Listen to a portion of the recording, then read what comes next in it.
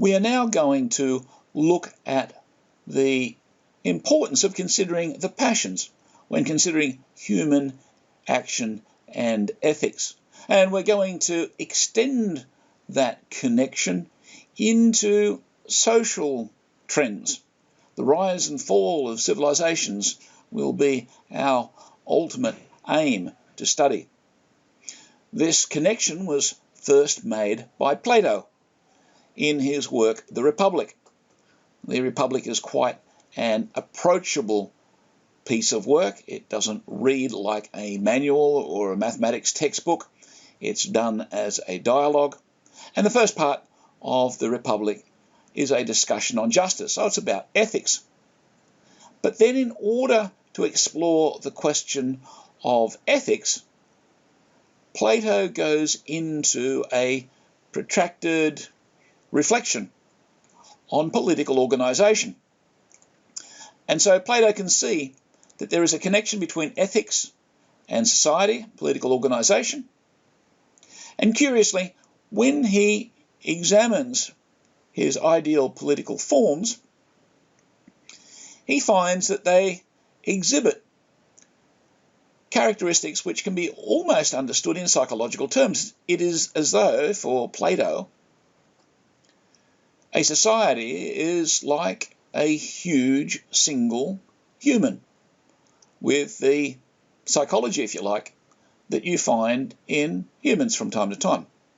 And so The Republic is a very interesting book, both as a recreation to read, but also for reflection. There's many things in the Republic that we don't have time to talk about, but the important thing for our purposes is to see that this connection is very important, and especially between the passions and ethics. Let's look now at a little bit of a recap of what we saw about philosophical anthropology, in other words, philosophical psychology. We saw that human nature is, from a mental point of view, what it is to be human. And after all, when I consider my humanity, I tend to think primarily in terms of my thinking about me, my thinking about life, and so on. And so even though I might have my human body, when I maybe do a CV or a blurb at the beginning of some public lecture, they won't be talking about the fact that I've run a marathon or, I've got blue eyes or whatever it is. They'll be talking in terms of what you see as important, which tends to be your mental attributes. And so our human nature, while it's connected to our physical bodies, usually our understanding of what it is to be human is associated more with the mind. We've seen that the mind can be broken into the senses, which is really the window to the mind perhaps, your intellect, which is the logical part, the will, which is the decision faculty that chooses good as understood, and the passions. And now we're going to be looking at the passions. We listed a random selection of passions. Sadness, compassion, love, so on, the emotions in general, loyalty. The passions consist of more than simply emotions.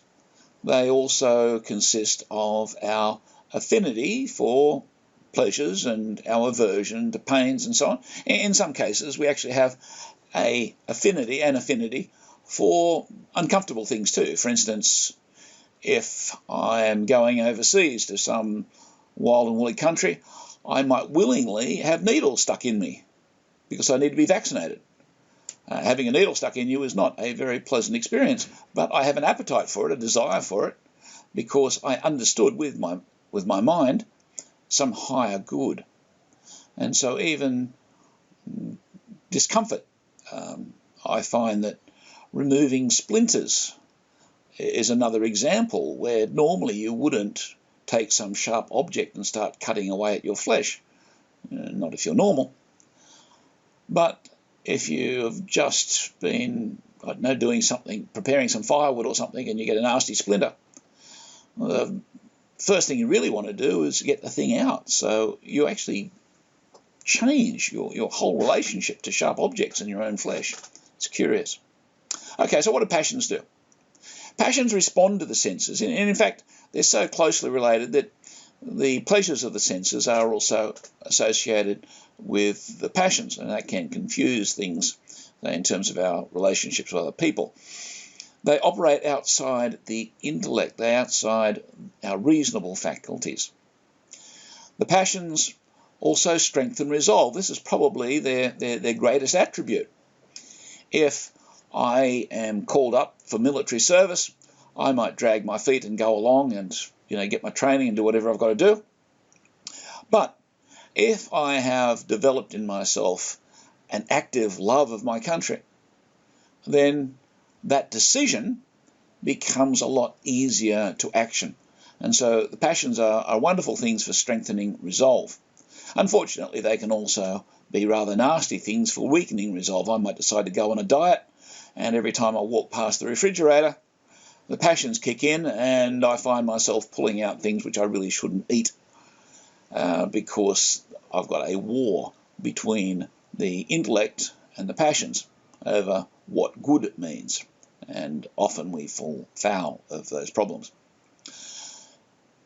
And so we see that the passions are complex things. They're good when they raise commitment, and they are bad when they're given too much influence. Generally, if they enable us or cause us to give away our intellective faculties, our rational faculties. And to say that we are rational creatures, while it's partially true, we have to be aware that, first of all, we do make mistakes in our influence. Occasionally I make mistakes mathematically. I also make mistakes in other areas of my life. 2 + 2 = 5 isn't always the answer that I want to get to. And the passions often complicate our decision making. We can say that a well-balanced person orders the passions within the broad parameters of the intellect. Train yourself to be attracted passionately to those things that you consider good, and develop the habits of turning away from those passions which are dysfunctional in some way, whether it's my relationship with the refrigerator or what have you. It's a matter of, we talk about mind over matter and so on. What we're really talking about is intellect over passion. Let's take this a little bit further. What do humans really find attractive? What is our object? We saw earlier on, when we considered Aristotle, the importance of happiness in our life as the ultimate final end, the object of what we are attracted to. To get happiness, there are things which humans more proximately or more generally are attracted to. And these are often referred to as the transcendentals. Humans are attracted to the good rather than the bad. I would prefer a good apple to eat rather than a bad apple. Humans are attracted to the true. I would prefer, if I go to ask somebody something, that they tell me the truth. They actually bring me to a better understanding of what's going on in the world than a false one. If I watch the news on television and I discover through some investigation that what the news has been telling me as a fact from what has happened in politics or nature or what have you on the other side of the world, that they've actually fibbed, I get very cross, because I expect people to tell me the truth, to convey to me ideas that are in conformity with reality. So I'm attracted to the truth. Even when I choose to tell a lie, oddly enough, the true is still more important. I want to know the truth because I want to be able to control the understanding of the truth in those about me. So I tell a lie in order to mislead and to gain power over those about me. If I didn't have any interest in the truth as a liar, it means that I might be doing something that I think is going to get me what I want. I accidentally tell those around me the truth, not intending to, and all of a sudden I might myself dreadfully embarrassed. Certainly insider trading and so on, you can give some thought to how even the people who are trying to trick the community to gain financially have a great attraction to the truth.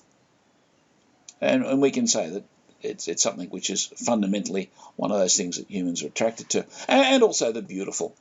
The good, the true, and the beautiful. The beautiful is what often brings us peace. It's hard to be attracted to ugliness. And so the true, the good, and the beautiful are these three things that humans are necessarily attracted to. Oddly enough, that doesn't mean that we always get it right.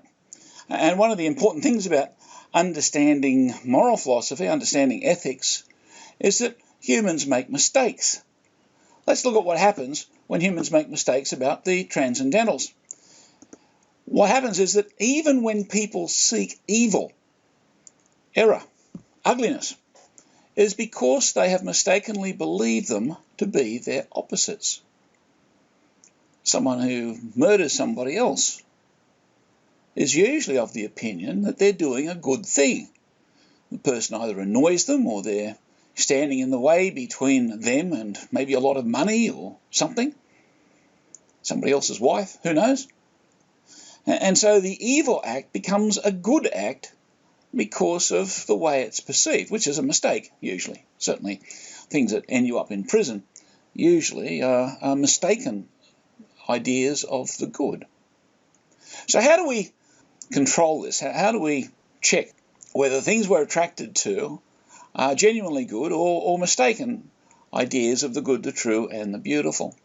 This is where the intellect is very useful. And so while I might have my passions, my senses, my emotions that give me a fundamental set of attractions and repulsions, I can moderate that by using the intellect, by using reason.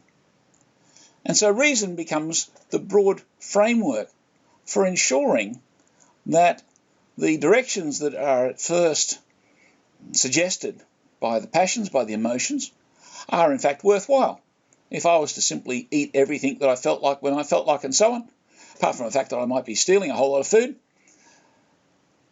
because it was sitting on somebody else's plate, I'd also maybe get very unhealthy.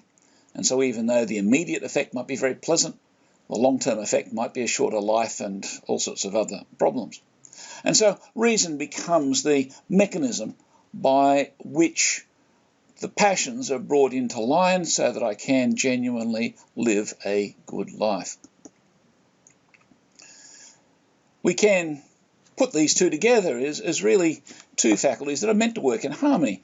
The passions give the colour and the texture, maybe the beautiful, while the reason in some sense checks the validity, the truth. And so in a kind of poetic sense, reason and passion represent the true and the beautiful, and an effective combination gives me the good.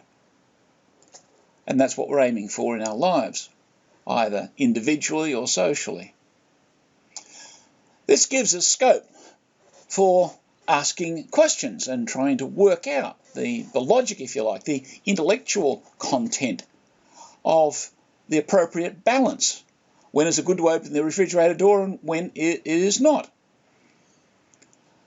And that's largely what our science is all about, especially the philosophical sciences and the moral sciences. We're going to be looking primarily at the moral sciences. So we can say, how do we balance reason and passion? Let's ask the important question, where is the starting point? We've said that we're attracted to things, and therefore the passions or the senses tend to suggest themselves as the starting point for understanding the good, the true, and the beautiful. This might be partly true, but it's a bit more complicated than that. Let's look at some attractive human activity, like eating chocolate. If I begin my investigation into whether or not eating chocolate, especially a particular piece of chocolate, is a good thing or a bad thing, the reasonable approach is to begin by assembling the data. There are various aspects of chocolate eating that can, impact on the decision. They don't all have the same weight, but one way or another, if I assemble it all and I discover that chocolate is not in fact poisonous, someone's told me that apparently chocolate is poisonous for dogs. I don't know if I'm going to experiment on that with my own, but what it means is that something that might be attractive for one creature is actually rather bad for another. So anyway, assembling the data is important, and you can analyse the data and come to some kind of conclusion. And for humans, unlike dogs and cats and so on, eating things is not simply a matter of the taste. It's a matter of deciding on a lot of other things. Will it make me fat? Will it rot my teeth? And so on. And so I might decide that, yes, it's a good thing. It helps me be happy, and therefore I'll eat some chocolate. But I probably won't eat chocolate every time I see it, or in the quantities I might be inclined to. And so it's a rational decision. I want to keep my teeth in some sort of order. I don't want to become fat, and I don't want to have pimples and all the other things that chocolates can do if you have too much of it. And so we end up with a rational decision coming from that. It doesn't mean that you turn your back on the passions or on the enjoyment of life.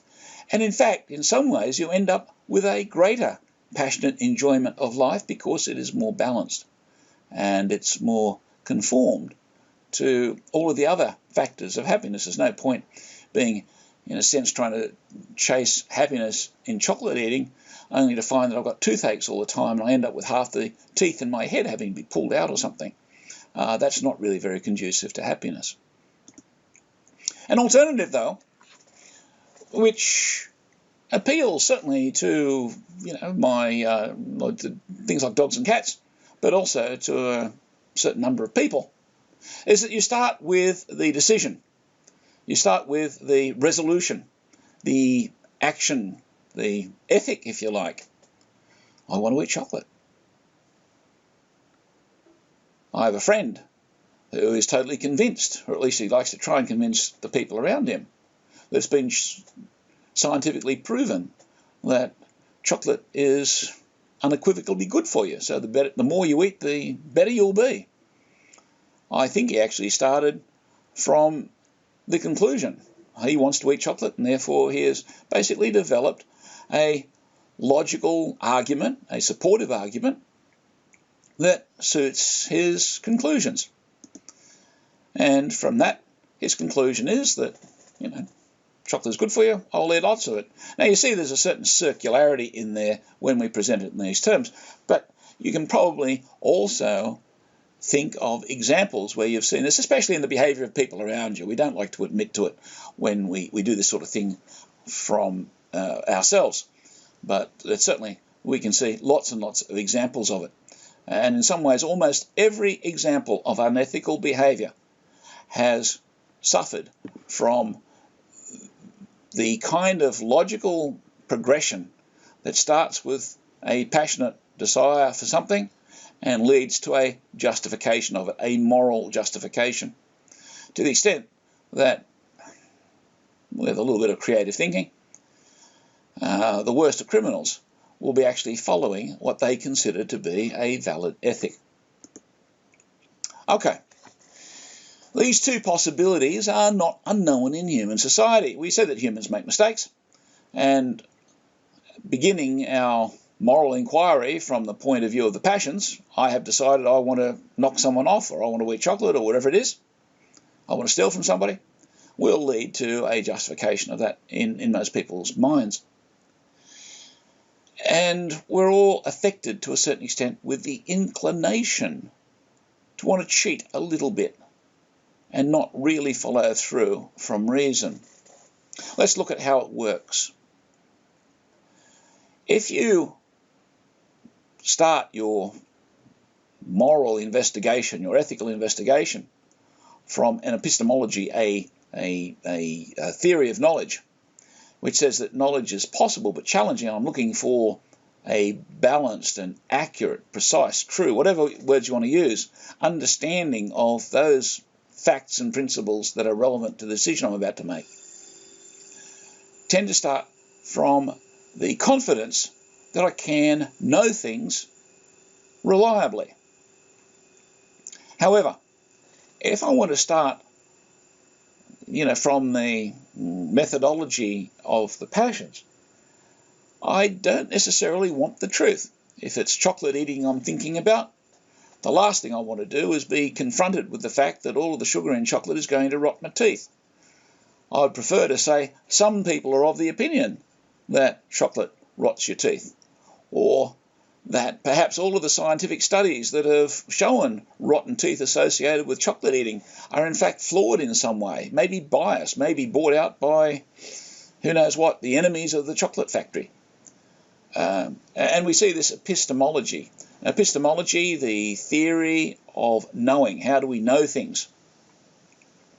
If I want ultimately to justify my own feelings, the last thing I want to do is be bothered by ideas, knowledge if you like, that comes from outside of me, because my decisions start off with a passionate inclination, a desire which comes from within me, and I don't want to be disturbed by the facts.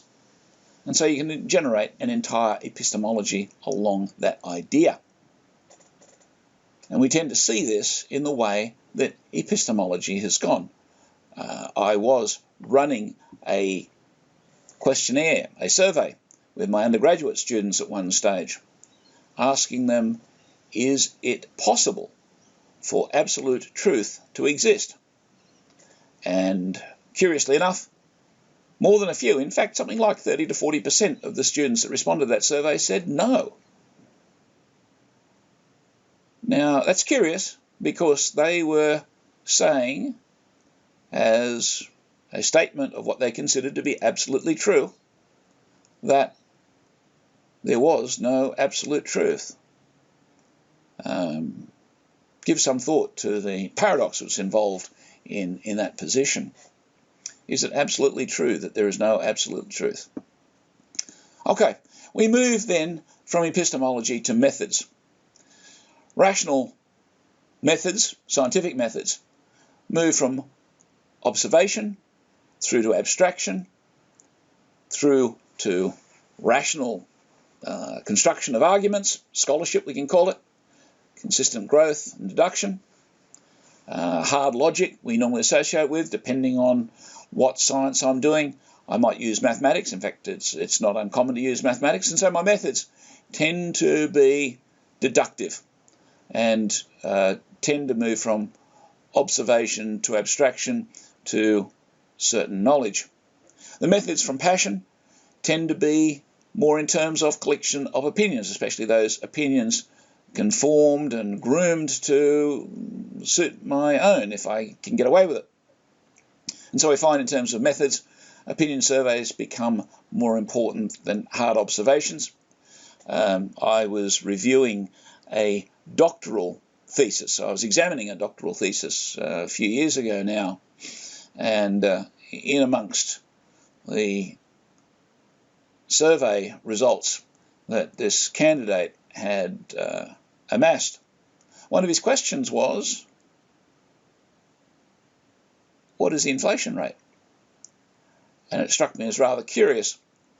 Rather than going to the Australian Bureau of Statistics and looking up the inflation rate, he thought that it was a more effective way of finding that piece of information by simply asking the opinions of an armful of people in industry.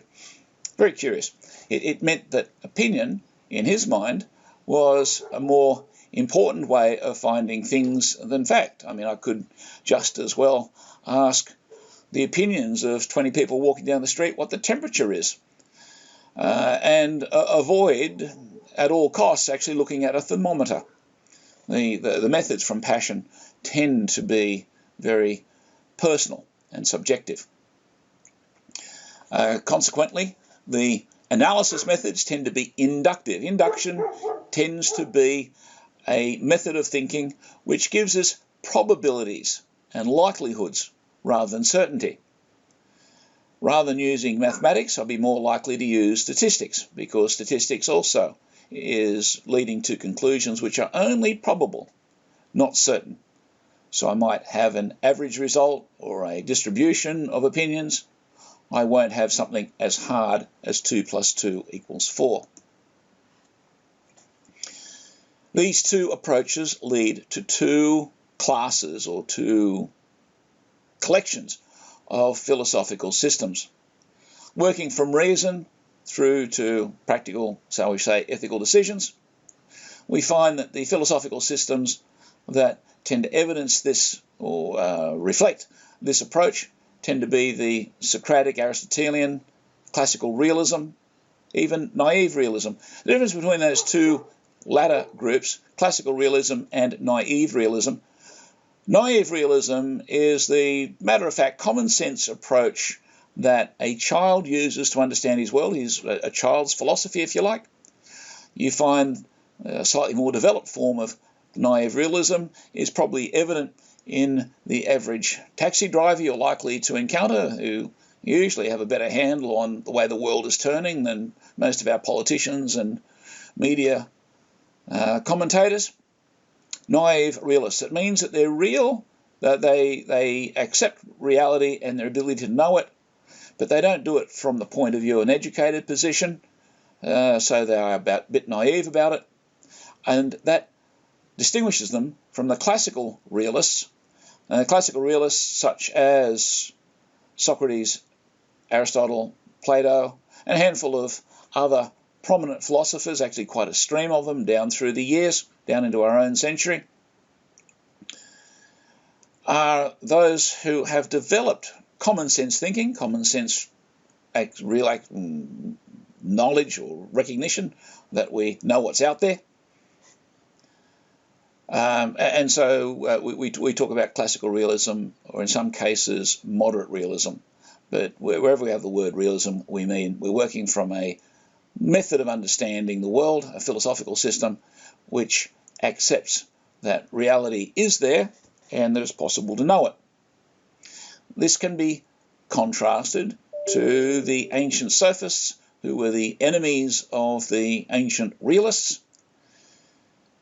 You also find it through the modern era, the Enlightenment period in particular, stylized the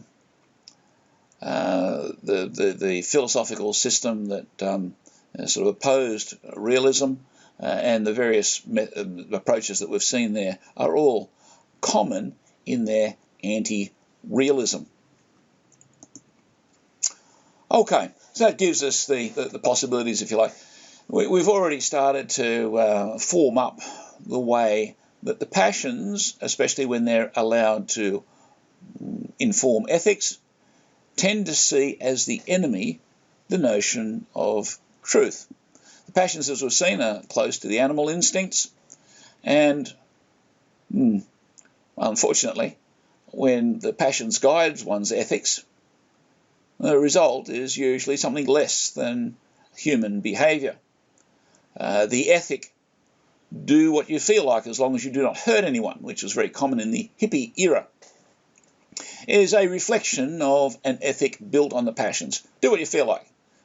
Your feelings are your passions, and as long as you don't hurt anyone. That's kind of fine, but it doesn't actually build an empire, and often it quite simply doesn't work. And we could go into examples about that if we had time. Generally, following your feelings in an unkempt way, well, quite simply, is an enemy of civilization. When we look at the relevance of truth, we find that feelings usually lead to a subjectivism, which means that our evaluation of things, our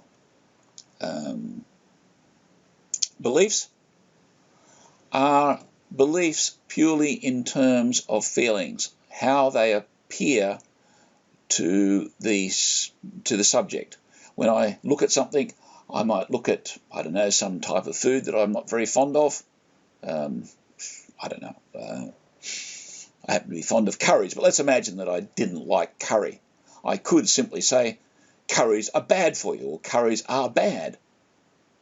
Well, is that true? Not really. It seems a lot of the spices and so on in curries are extraordinarily good for you, and we need more of them. Ginger and garlic and whatnot apparently overcome an awful lot of health problems that are common in our world. So my subjective opinion about this thing that I do not like is allowed to be expressed as some kind of an apparent truth, my truth perhaps. Well, is it really truth that curry is bad? Well, it can't be true, because curry is good for you. It doesn't mean you have to like it. In the same way, there are many things that may not be attractive, and especially attractive to a particular person, but they may not be bad in themselves. There are people who do not like classical music. Does that make classical music bad? No. It certainly won't make it pleasant to somebody who, is organised in a different way. I'm told that the railways in Sydney were at one stage piping 1950s music through their public address system later on in the evening, and especially through their washrooms. What was the reason for that? Well, they had found that apparently people who were hanging about waiting to take their next hit of heroin found that music particularly distasteful. And so by playing it, the railways around Sydney were able to get all the heroin addicts kind of off the platforms and off somewhere else perhaps. Was 1950s music bad? Well, apparently it's pretty close to toxic if you're on heroin. So subjectively, it's bad. But the truth of the matter was that many people find it attractive, and the management of the railways also were of the opinion that it's good, I guess. Okay. Where has that taken us? We're really looking at global issues here. One important aspect which comes from these two possibilities, do our ethics come from our passions, or do they come from our reason, our intellect? The possibilities are that ethics might be something which is bigger and more permanent than the moral actor. They come from without. That tends to be the approach which comes from using reason, because reason is usually ordered towards the objective. What is actually happening there? What is the objective reality, the scientific reality about the contents of the spices that are in curries? That is something that you can do with test tubes and a microscope and who knows whatever else. And you simply find those facts irrespective of whether I like curry or not. That is looking at the object as the object, not the object as viewed from the acting subject. If we're looking at ethics coming from without, it means that they are more likely to be things that will be stable, because they're not going to be affected by my changes of opinions or whatever. It has to do with simply the way things are. And so there's a stability, which is a possibility for ethics. If ethics are bigger and more permanent than the moral actor, which tends to come from, as I say, this rational approach. The alternative is that ethics are ultimately a product of the moral actor. We certainly see this in the sophist approach to ethics, where it was man as a measure of all things, and you look into yourself to decide what's good or bad. The problem with that is that if I'm really hungry and I look into myself, I'll go and raid the refrigerator and let my passions take control. The idea of ethics being a product of the moral actor, that they come from within, leads to a subjectivity. The fact that my ethics will be different to your ethics, because I'll be looking inside myself and thinking, oh, well, I'd like a Big Mac or something, whereas you might prefer the curry or the Italian piece of fine pastry or what have you. And so they're going to be very subjective. And if my distaste for curry causes my political party to get into office and outlaw curries from Australia or wherever, and then next election yours get in and outlaw the Big Macs and mandate that everyone should be eating Italian pastry or whatever is your fondness, we'll find that the ethics are going to be waxing and waning. They're going to be fluid. They're not going to be stable at all. And this, to a certain extent, is what we sometimes see in some cultures, where ethics do tend to become very fluid. At the one of the early presentations in this class, we introduced Carl Zimmermann. We didn't really make a big point about the author himself. Zimmermann was a sociologist writing in the middle or the first third of last century, in the 20th century. Zimmermann studied cultures and looked at what was behind their rising and falling. We've already gone a little way into his insights, and I want to take that a bit further now. Zimmermann noticed that the ancient Greeks, this is around during the first millennia BC, from about, let's say, 800 or maybe even 1000 BC, somewhere in the high centuries, the 8,000–9,000 BC, there was a dark age in Greece. They recovered from the dark age, and there was ethical, political, and economic growth, the golden age of Greece. We could say, this rising in their fortunes in many different areas. It didn't stay like that, otherwise I guess we'd all be speaking Greek today, but we don't, because eventually the Greek culture fell away. We have to look at what happened there. The sophists came along and replaced what had been an objective, really a customary, today we would probably think of it as probably almost a tribal ethical system. The sophists developed that largely because Greece had become very affluent, and so it could afford a certain amount of ethical latitude and still survive quite happily. So there was this ethical decline, which I'm showing here, illustrated by the dotted lines going downwards. You'll notice, though, that the ethical decline preceded the political and economic trajectory. Okay. The ethical decline happened really, well, many decades in Greek experience, before there was decline in the political and economic arenas. But you did have this characteristic. And the sophists largely turned the objective ethic into a subjective ethic for the Greeks. So there was this ethical change. The Greeks started misbehaving in many ways. And some time later, the political and economic trajectory followed through. We have the curious little blip in Greece, which was the advent of the classical realists, Socrates, Plato, and Aristotle. And while they were arguing with the sophists, their major result, even though they were losing ground perhaps over the entire of the Greek culture, they were able to have influence to the extent that Aristotle had one student whose name was Alexander, who went on to put Greece back on the map, if you like, by, for that brief period, creating the major imperial entity of the Greek Empire.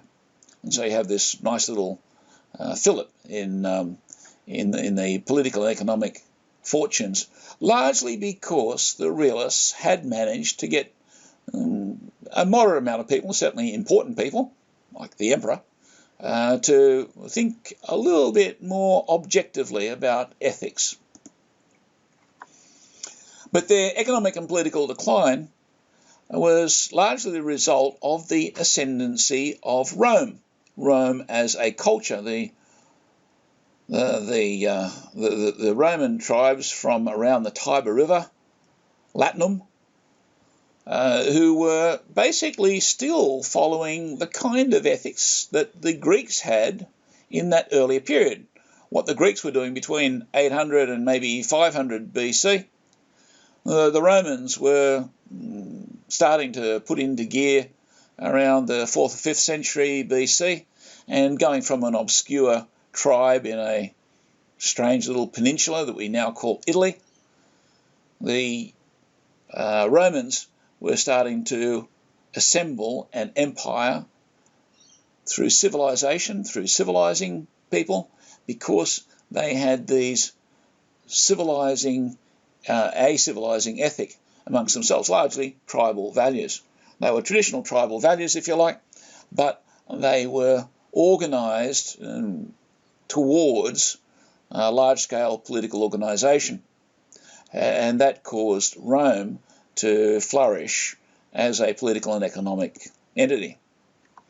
Unfortunately, somewhere around 150 BC, according to Carl Zimmermann, and his sources seem to be very reliable, the trajectory of Rome's political economic growth started to slow down, and by about the 3rd century AD,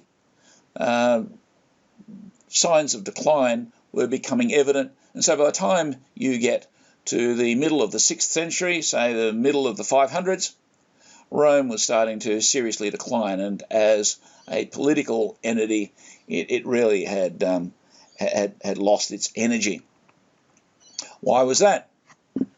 Well, because not necessarily starting with the Stoics themselves, but starting about 150 BC, plus or minus about a human generation, let's say between 1 and 200 BC, there was a change in the ethics. Rome had no longer kept its traditional tribal values.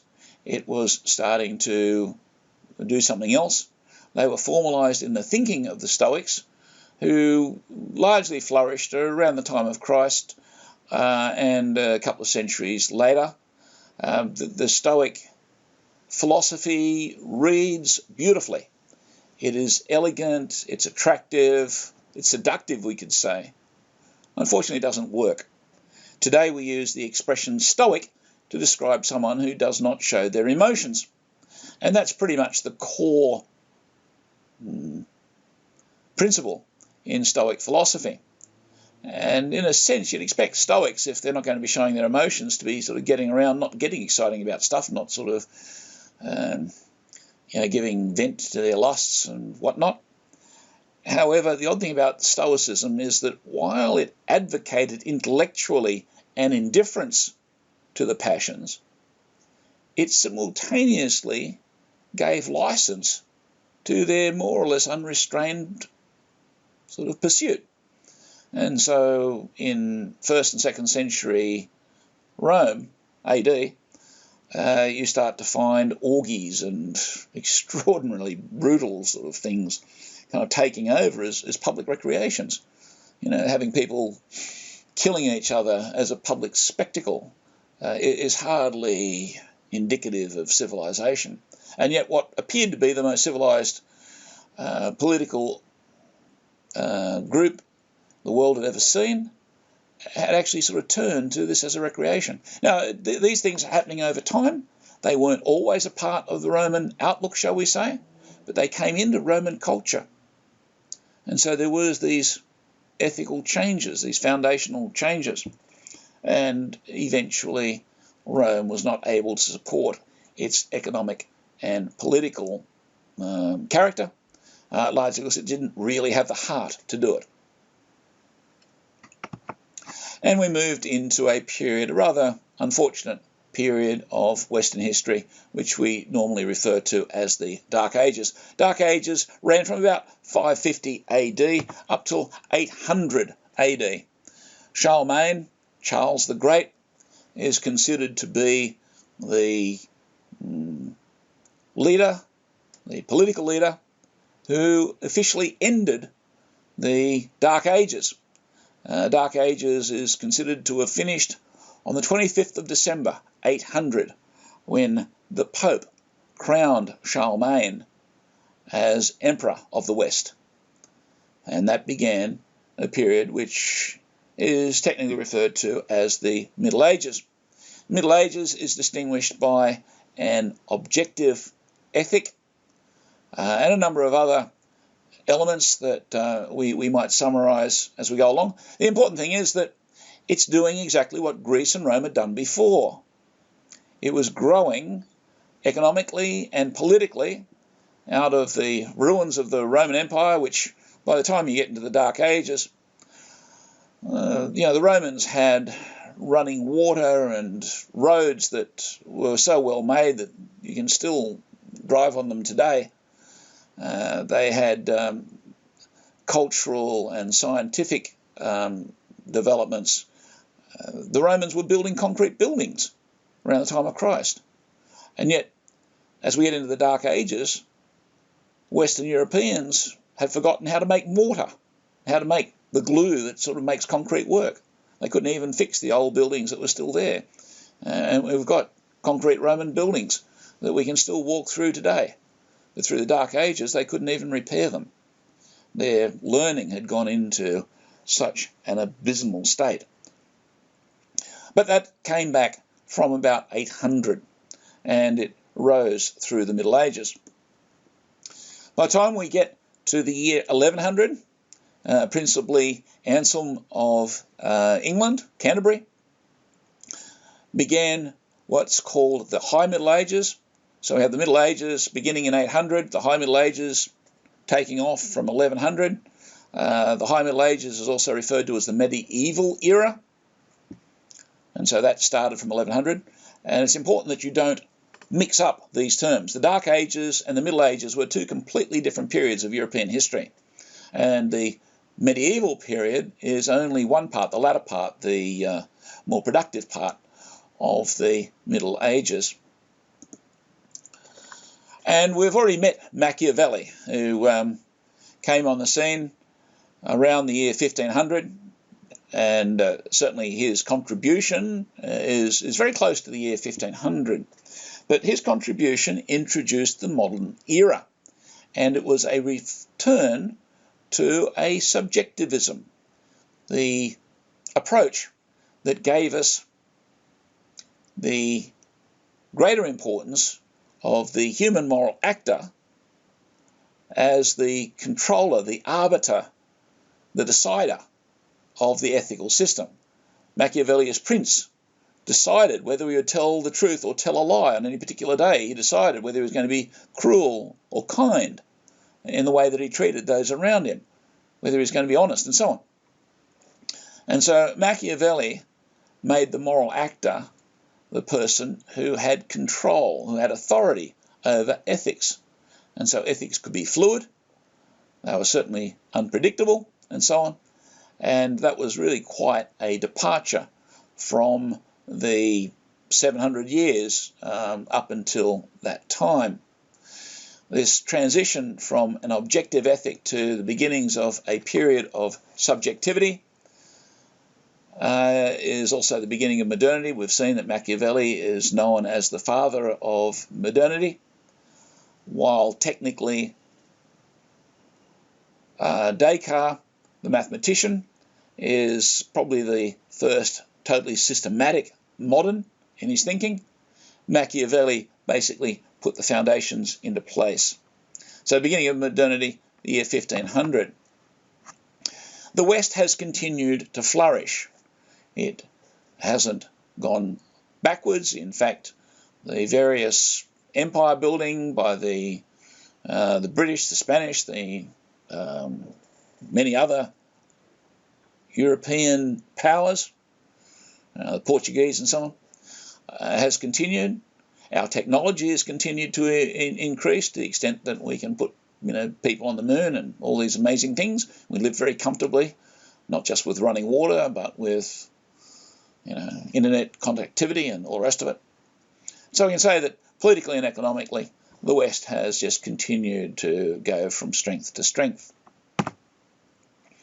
However, the transition into a subjectivist ethic, we see that certainly as we waltz through the modern period, through the Enlightenment with David Hume and Adam Smith in the 1700s, moving into the utilitarianism of Bentham and Mill, and through the attempts to try and make sense of it through the latter 19th century and the 20th century, they become progressively less convincing, and we've already seen that. And where are we today? Well, we're at a point where we don't like to admit that it just could be a point of transition. If you look at the metrics that people like Zinnemann were using, also others who have done similar studies, the writer Unwin, who we may have a reading for, looked at parallels between, say, the last 60 years and the transitional period around the Greek and Roman eras, would say that we're probably on a little bit of a cusp. It's a very, very dangerous thing to say that our ethical fibre in our society is in a period of uncertainty and perhaps the beginnings of a negative direction. Very, very delicate thing to say in public, and it's probably something which would be better discussed in the workshops or seminars. Some people seem to be of the opinion that the need for more attention to ethics, say in our public life, our professional life, and so on, our business life, is in fact a sign that things aren't quite as well as they should be. We can discuss that as we go along. Okay, and now we're at the point of postmodernity. Postmodernity is a curious part of history because it describes itself in opposition to modernity. So it says modernity has not worked, it does not work, but it's not providing an alternative. It's simply saying that we're past modernity, we're post-modernity. What's there? Well, that's curious. Those of you who have seen A Few Summers might remember the Occupy movement around the time of the global financial crisis in the mid-2000s. Curious thing about the Occupy movement in comparison to the protest movement of the 60s and 70s is that when university students and so on were rioting and so on in the 60s and 70s, don't go to Vietnam and all the other things that they were writing about, they tended to be relying on the logic of socialism to give them the rationale for their revolting behaviours, revolutionary behaviours. Because they could see something was wrong, well, they perceived that something was wrong, and they had a theory as to how to fix it and what should come in to replace it. When you get to the Occupy movement, let's say around 2007, 2009, somewhere around there, they were doing the same things as people had been doing, roughly 30-something years before. And they were making public displays, being a bit objectionable. They were complaining about the problems in society as they saw them. But the curious thing was that they were presenting absolutely no alternative. They're saying, we don't like being graduates who've got no job but an awful lot of debt. We don't like it. What do they suggest instead? Well, they didn't. They simply said, it's bad. Get rid of it. But what was left? Postmodernity tends to have that character. It tends to sit on the ruins of past things. Postmodern architecture tends to sit on the remains of traditional architecture. It will use themes and elements from classical architecture, but sort of twist them around a little bit to say, well, no one's really caring. emotion is the only thing. Postmodern art is curious because it's not trying to be good or true or beautiful. It's simply meant to evoke an emotional response, usually a political response. And so postmodernity is a curious indictment on where Western culture is going, because it's saying that something is wrong and they want something different, not really saying what it is. And if you read into postmodernity or postmodern thinking, a very good reference would be Elizabeth Grose's Sexual Subversions. Now, it was written back in the 1980s, but it continues to be an excellent summary of postmodern thinking. And certainly its theoretical chapter is definitely worth engaging in. Not necessarily something that you might want to take away and agree with, but Gross's survey and really summary of the great postmodern thinkers is quite well, it's sobering if nothing else. Okay, let's summarise the last 2,500 years of history. What we've seen is that the Greeks rose with an objective theory, system of ethics, and their culture, in fact their entire civilization, fell apart and became weak and was overwhelmed as a result of its transition into a more subjectivist view. And it was overtaken by the objectivist view of the early Romans. Of course, as I say, of the development of their tribal values. And the Romans went along quite nicely until they did a transition into subjectivism, which eventually blossomed into Stoicism, but it couldn't support their culture, and it fell away, and we ended up with the Dark Ages. The Dark Ages were ended by a return to objectivism. But largely coming from John Wycliffe's thinking, expressed by Machiavelli and then the subsequent Enlightenment thinkers and so on, this subjectivism, the relativism, a number of words can describe this, have largely overcome the objectivist thinking as the dominant thinking in a culture. When we look at history like this, by the way, it's important not to be too simplistic.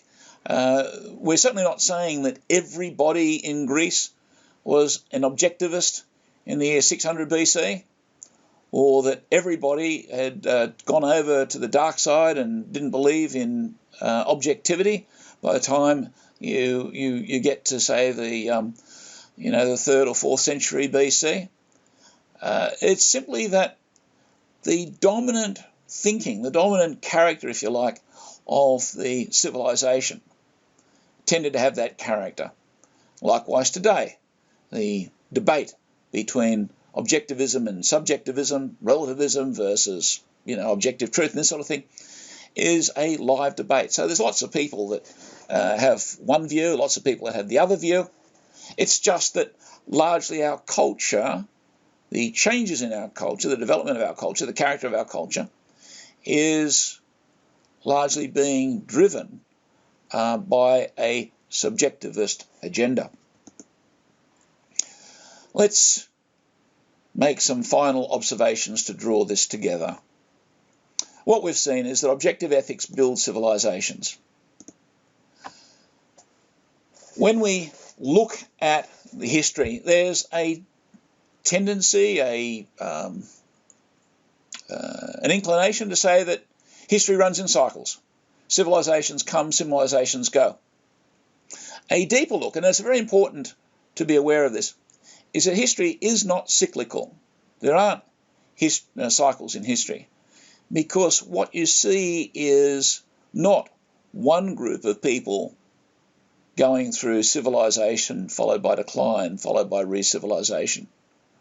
What you tend to find is that once a culture loses its grasp on civilization, say as the Greeks have,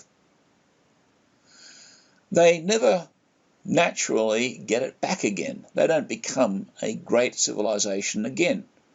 The Greek culture is now simply a museum piece. The Greeks, as a culture, have been drawn along by the West in general, and almost begrudgingly accept a lot of Western ways. Likewise, Italy and Rome hasn't resurrected. While the Italians are perfectly capable of making magnificent motor cars and engineering and so on today, they largely do it because they've inherited, if you like, the civilization that came from somewhere else, came from Charlemagne, who was a German. And in some ways, the current West, what we call the West, is largely the fruit of the Germanic tribes that took over the political control in the wake of the demise of Rome. Certainly, Carl Zimmermann demonstrates this very persuasively. And so we don't see cycles in history. What we see is new objective cultures overtaking old ones which have fallen into subjectivism. And to the extent that postmodernity is radically subjective, we can sort of see that happening today to a certain extent. And if we look at Australia, for instance, Australia's future as a country is largely now going to be determined by immigration, by people coming to this country, physically coming to the country, who are bringing with them cultural values from other places. And it's the strength of those cultural values that is probably going to keep the country surviving as a political entity. That's probably a bit speculative to make too big a point of at this point in time. Perhaps if we come back and reflect on this maybe in a century or two's time, we might be able to see a little bit more clearly. But what we can see is that civilizations can grow politically and economically despite foundational cultural transitions. And so you can have countries like the Romans continuing to expand their political borders and grow in economic strength, even though the heart of the country had fallen away.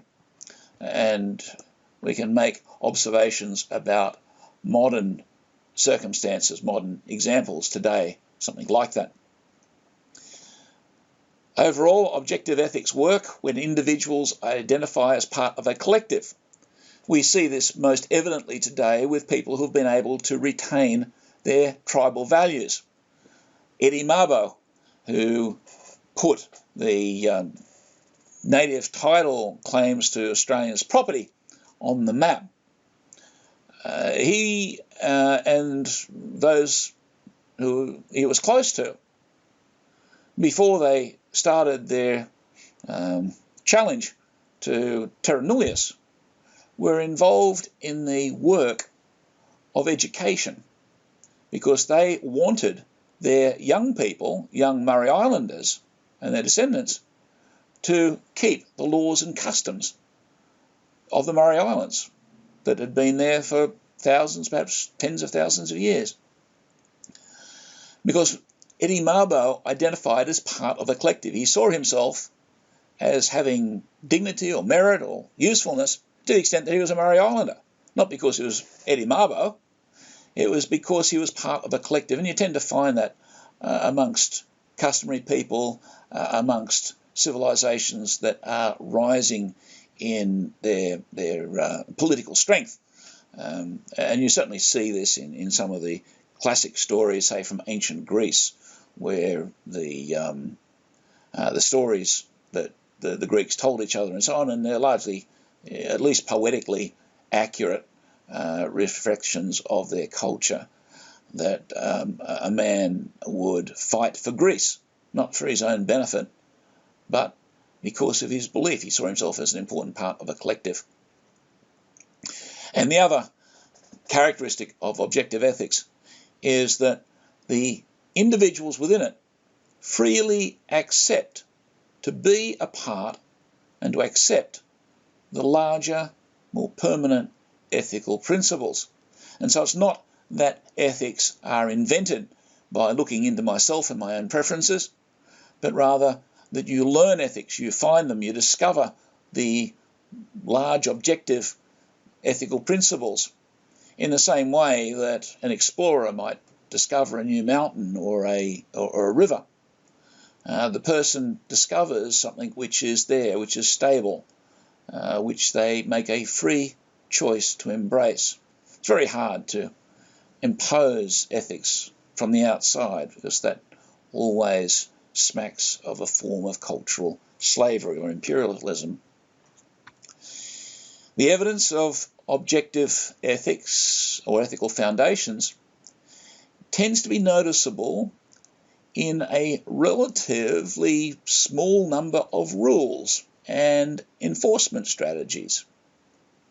By this I mean that the Romans, at their best, did not need extraordinarily complex systems of rules and governments, of bureaucracy and so on. They developed that as their culture became more affluent and eventually as it lost its heart, but it still was trying to keep its external institutions.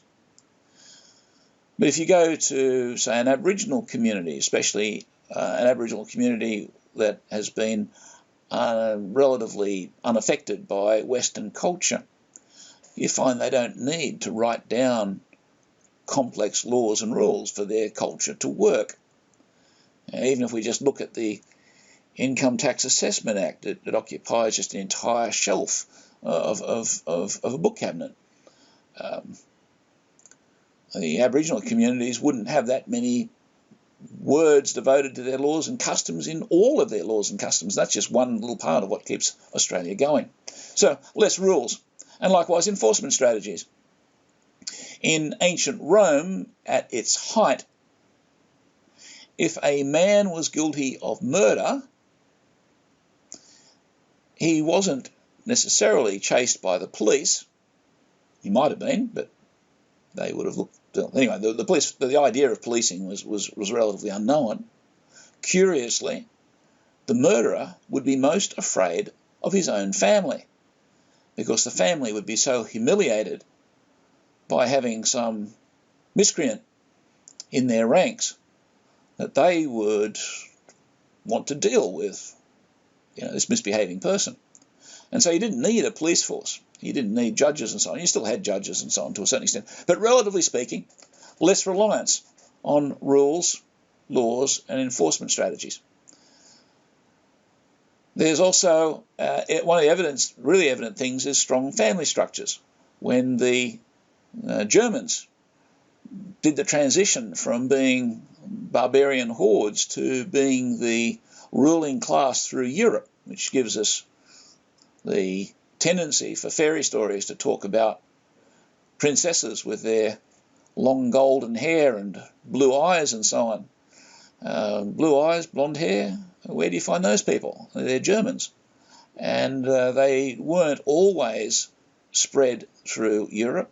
They came as the ruling class through the Dark Ages. And they brought with them their strong family structures and systems of respect. And it's really those systems of respect which kind of come out of strong, robust family structures that enable people to organise themselves politically and, in fact, militarily, which was why the barbarians eventually ran the Roman Empire right at the very ran the Roman army, right at the very end of the Roman Empire. They came in as mercenaries. They took up the organisation of the Roman army, and eventually the barbarian generals, who were basically mercenary generals in the Roman armies, stayed put, and their descendants became the kings of the various little pocket kingdoms that sort of spattered all through Europe. So strong family structures and systems of respect is an important element, evidence of the active, objective, ethical foundations of a culture.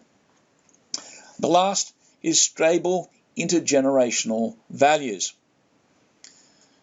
By this we mean that the values of one generation aren't noticeably different, certainly they're not in rebellion to the values of the subsequent generations. And so if you talk to Aboriginal people, you'll find that the young people who are still being true to their tribal values will be inheriting values that go back to, for them, when time began. That should be fairly evident once we recognise that they're based on a system of ethics which is found and not made. If it's found, of course it's going to be very stable over a long period of time. With this, we really get to the end of our survey of the history of the West and the importance of ethics in it. We may look a little further at some of the alternatives that have been presented, largely the side of the Enlightenment period, as ways of putting some sort of order and a theory of appropriate human action into Western thinking. And of those, the important ones are principally psychology, perhaps sociology, and some of the other more recent modern sciences, such as economics and anthropology.